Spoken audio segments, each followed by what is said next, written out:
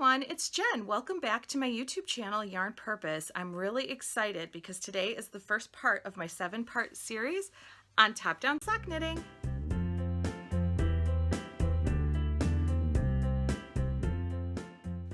Hey everyone, it's Jen. Welcome back.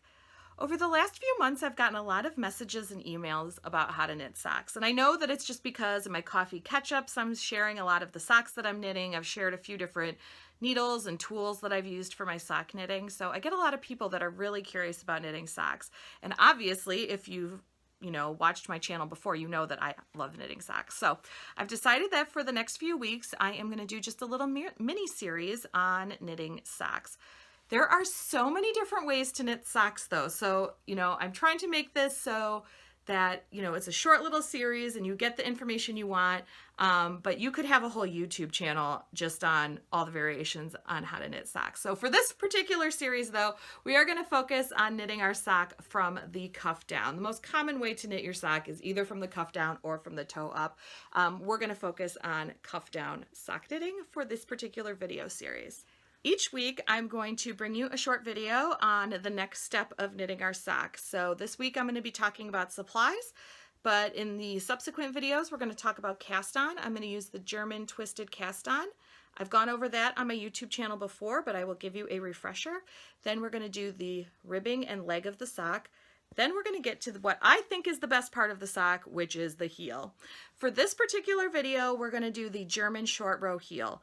Just like you can knit your sock all different kinds of ways, there's tons of different heels that you can put into your sock. So I had to just pick one for this particular video series. We could talk about other heels in later videos here on Yarn Purpose, but for this video series, we're going to do the German short row heel. I love a short row heel in my sock. I just think for me, it fits my foot a little bit better, and I don't want those short rows to scare you because actually there are no wrap and turns in the German short row heel. It's actually, once you get the hang of it, it's actually a very easy short row heel to do. So after we do the heel, we're going to move on to the foot of the sock, where I will talk about how to properly measure your foot so that your sock will actually fit. And then we will decrease for the toe. And then we are going to finish it off by grafting it together at the end with Kitchener stitch. I know some people are scared by Kitchener stitch. I happen to love it. So I always end my socks with Kitchener stitch. So that's what we're going to do for this particular video series. So now that I've sort of talked about the sock, let's go ahead and talk about what supplies we're going to need. So the first thing that you're going to need, obviously, is sock yarn. You're going to want to have at least, I would say, 400 yards of sock yarn. It's obviously going to depend on the size of your foot. I happen to have big feet, so I never purchase sock yarn that's less than 400 yards personally. I will be using Leading Men Fiber Arts Showstopper yarn.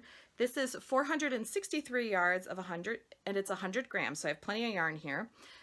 This particular Showstopper base is 75% superwash merino, 25% nylon, and this colorway here is Gothic Queen. The colorway I have on this sock here is Quantum Leap. So you can either go for more of a solid, more of a variegated, you have stripe yarn, whatever you want for your socks, but you're going to want to have 400 yards of fingering weight yarn. It's better to have leftovers than to not have enough, right? Okay, now that we talked about the sock yarn that we're going to use, the next thing we need to talk about is needles. There are lots of different ways that you can knit in the round, but for this particular video series, I am going to focus on using double pointed needles. If you are familiar and comfortable using a different method for small circumference knitting, go ahead and feel free to use that. But I'm only focusing on knitting with double pointed needles, but if you like magic loop or small circulars or 2 circulars, if you're comfortable with another way of doing circular knitting, by all means, go ahead and use that. But like I said, I'm going to go ahead and use double pointed needles for these videos.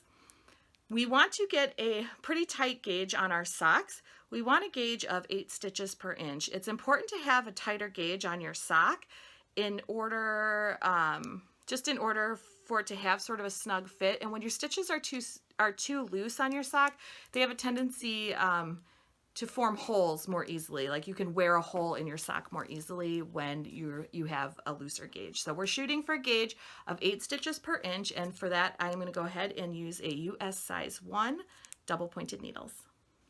There's a few other notions that we're going to need in order to complete our sock.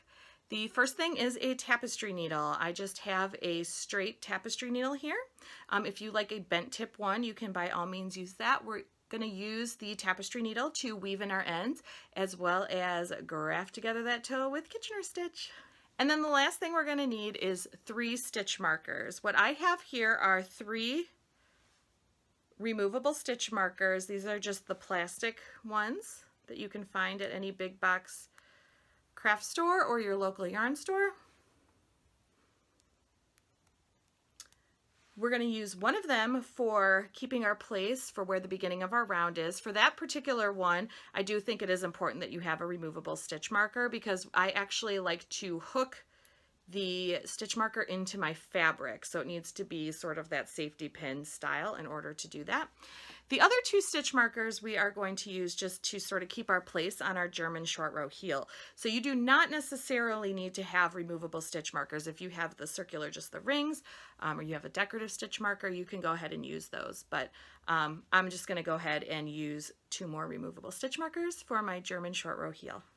So that's it. Go ahead and gather those supplies, and I'll be back next week. And don't forget, if you want to stay up to date on these videos or stay up to date on any of the other videos that I have coming up on my YouTube channel, don't forget to hit that subscribe button.